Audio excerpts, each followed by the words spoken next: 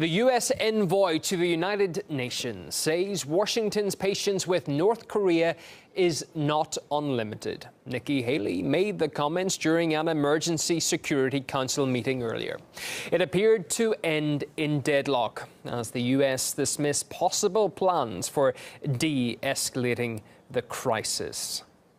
The U.S. has threatened North Korea once again, saying that Kim Jong is begging for war. To the members of the Security Council, I must say, enough is enough. Nuclear powers understand their responsibilities. Kim Jong shows no such understanding. His abusive use of missiles and his nuclear threats show that he is begging for war. War is never something the United States wants. We don't want it now. But our country's patience is not unlimited.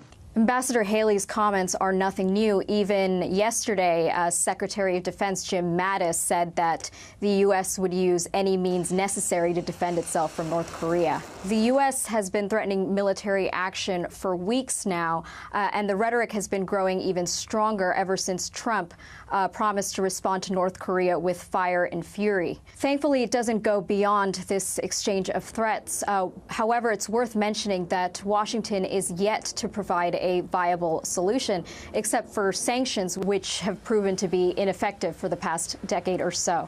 Russia and China, however, in contrast, have asked for dialogue with North Korea.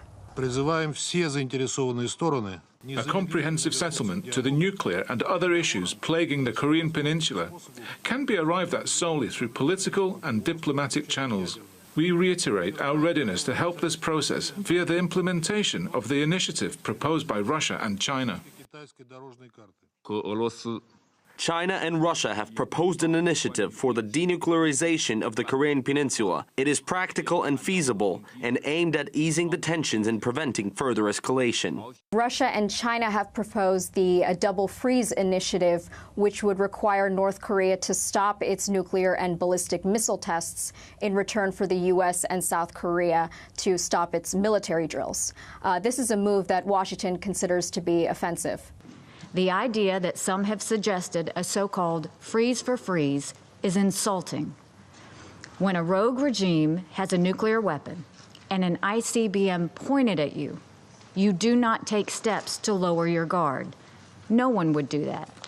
We certainly won't. It seems that as of now, the situation is in a deadlock, at least until the U.S. decides that threats and sanctions are counterproductive to the situation, if they ever do.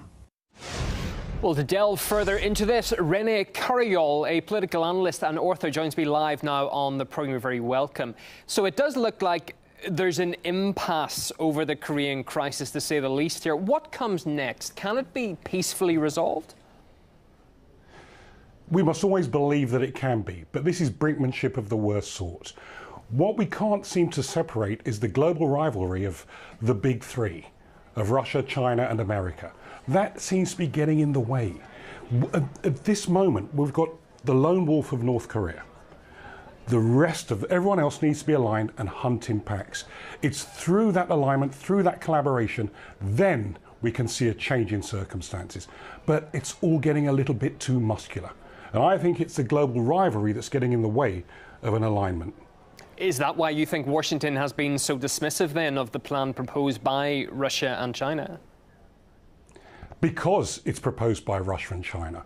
I wonder if that was proposed by, let's say, Germany, France and the UK, whether they'd be so dismissive. I doubt it. There's big fears now over what happens next, of course. How likely is Washington to carry out its threat of military action against Pyongyang, in your view? If you'd asked me yesterday, I would have said highly unlikely. Today, I just think unlikely. It's dangerous times at the moment. However, we must always think that common sense will prevail. But we do need the big three aligned, speaking with one voice, and then sanctions can have an effect. Until then, let's hope that dialogue works. Do you think that President Trump's bellicose Twitter rhetoric, for example, has worsened this situation? Fire and fury, he said in statements, and also on Twitter. Statements like that, does that worsen what is happening here? I've yet to see any one of his Twitter messages be a force for good. No, this is dangerous diplomacy in 140 characters. It has no upside whatsoever. What about the other nations in all this, South Korea, Japan? What reaction can we expect from them? How alarmed do you think that they are by Washington's comments? Hugely alarmed. 10 million people living in Seoul now. This is not a great moment for them. It's not a great moment for the Japanese. But let's hope that common sense will prevail. The Americans, we're hearing some Nikki Haley is about as tough as I've heard her. I'm not sure she can get any tougher. I think this is about the limit. What I'm hoping, what I think we'll see, is a coming together of Russia, China, United Nations, and common sense will prevail. North Korea, though, says that it has tested a hydrogen bomb. Would they use it if they're backed into a corner and see themselves as having no other choice, do you think?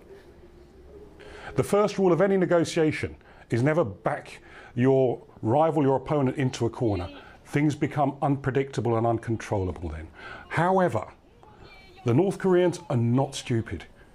They do throw their hand, they do play their hand well, and they play it strong. This is uncharted territory for everyone. I'm not sure we need any more gambling. I think we need cool heads, and let's remember, collaboration is the new leadership. It's time for alignment, not for more poker playing, not for more muscular activities, and certainly no more tweeting. The views of political analyst René Curiol. Thank you.